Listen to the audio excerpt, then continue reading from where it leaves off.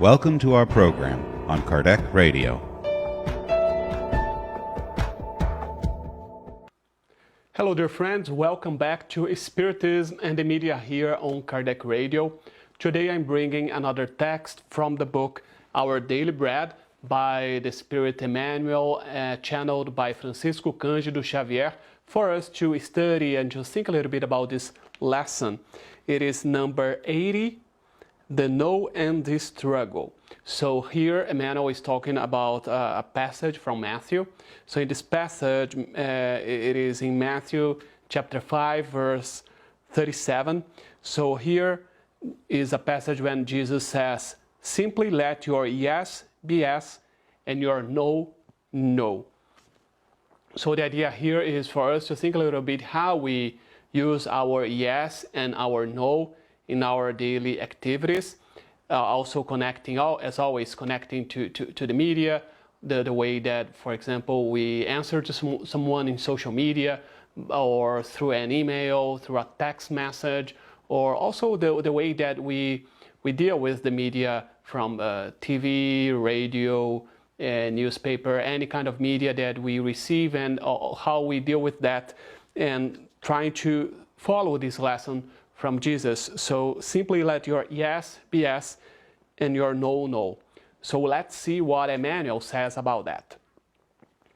So love according to the lessons of the gospel, but do not allow your love to become a shackle impeding your march toward the superior life. Be of assistance to whomsoever needs your cooperation. Meanwhile, do not allow your assistance to foster disturbances and vices in another's path. Enthusiastically assist anyone who requests a favor of you. However, do not yield to frivolity or foolishness. So here he's talking a little bit, we can compare that to charity, like, because we know that helping others as we want them to help ourselves is a charity, a charitable act that we do in our lives. So here Emmanuel is also talking about that, about how we can help others, but not to allow us to try to help everyone or try to say yes to anything that people ask, even if it's something that foolish or something that's not elevating or helping the person anyway. And we can connect that to many activities in our own lives. And we can see that many times we tend to say yes because, as he's going to say here as well, it is easier, and we may think that by saying no we are going to hurt others. But as he is saying here, we need to think a little bit about why we would say yes or no, and the consequences that that act would have in our lives. And what I like to bring here for the way that you act, for example, in social media, many times it's not by saying yes or no, but for example, let's think about Instagram or Facebook, when we can see a picture and we can like it, and we can have many different reactions today, not only a like on Instagram, but on Facebook we have many different reactions that we can. And many times we go and just like or do a good reactions because we do not want to hurt the other, and many times we don't see what the person is saying or like what the person wrote in the text, and just see the pictures, and then we are going to like it like automatically because we want that person to see, okay, the person seeing that I'm seeing what he or she posted, and that I'm here, that I'm supporting this person. But many times we don't see what that post really means, and many times that can be something that is hurt somebody else. Many times it can be something that we do not agree, and by just liking that, it means that we are agreeing with that, and we are giving like the person like some fuel, some gas for the person to go forward with some ideas or with some way of thinking that they have, even if we do not agree. So we don't need to do that. We don't need to just go liking some posts, some pictures, some words, if we do not agree with them. If we think that way is not going to be helpful to the person, because many times we think that we must do that, And also because we want the persons to do that with us as well, because that's the game that we have on social media, because many times we like because we want to be liked. And so it's easier for us to go and to like anything that we see, because we want those people to also like what we post and to have more followers, to have more views. And that should not be the way that it is.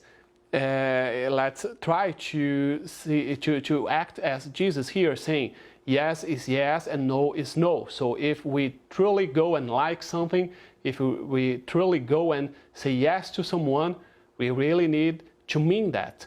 We're not doing that only to try to pleasure the person or to make the person happy if we know that the consequence is not going to be good to the person or to ourselves.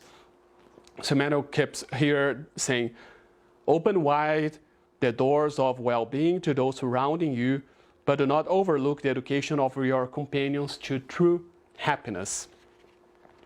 Cultivate graciousness and cordiality, however, be loyal and sincere in your attitudes.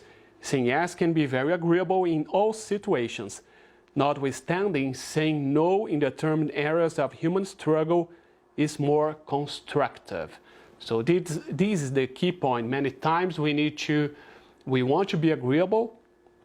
We want to make the person happy at that moment, but many times the no can be more constructive. And let's think about many situations when we receive some requests from some friends, from some people that we know, especially if we are not talking to the person like face to face, in person, we are just sending emails or messages. It's very easy for us just to say no, just to say yes. Because we don't want to argue, we don't want to have a confrontation with that person.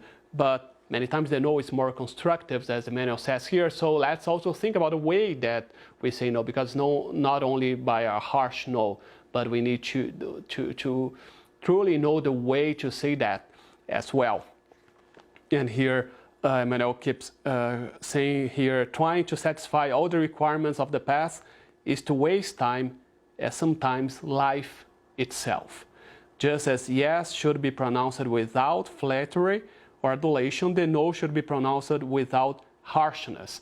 So that's the way we should also know how to say yes and how to say no. It's not only saying the word out loud, but we need to know how we are going to say that in a way that we can truly help the person who is receiving that answer, as we want to receive an answer one day with the same kindness, with the same respect. So act towards the others as we want them to act towards ourselves. In some instances, it is necessary to contradict so that the legitimate assistance is not lost. It is important, however, to recognize that the negative, wholesome response is never a disturbance. What is disturbing is the blunt tone in which it is pronounced. Again, it's not only about saying yes or no, but knowing how to say yes and how to say no. That's the way that we use the words, not only the words that we use, but how we use them. So manners, for the most part, speak farther than words. Simply let your yes be yes and your no, no, recommends the gospel. In order to agree or to reject, no one is obliged to be of honey or of bile. It is to feast to remember that Jesus is the Master and the Lord, not only by what he does, but also by what he does not do. That's very important. So it's not only following what Jesus did while he was here on earth with us, but also to see what he did not do, so we can see the yes and the no that Jesus brought to us and taught to us, and follow those lessons in our daily lives. And as usual, I'm going to finish here bringing a text from the book Happy Life by the Spirit Joana de Angelis, channeled by Divaldo Franco. I'm going to open randomly the book, so we have the lesson here, 175. Keep quiet about what you hear. People would spare themselves a lot of heartaches if they knew how to listen and reflect. Unfortunately, many rush to spread the news, altering its content and stressing the sensitive or negative points. Fragmented accounts and adulterated stories have the magical power to disturb, creating conflicts and unbearable situations. Don't spread toxic information. Listen calmly without jumping to conclusions. If you wish to comment, do so benignly and as if you were the one involved in the situation. Thank you so much for your company. May God be with all of us. See you next week.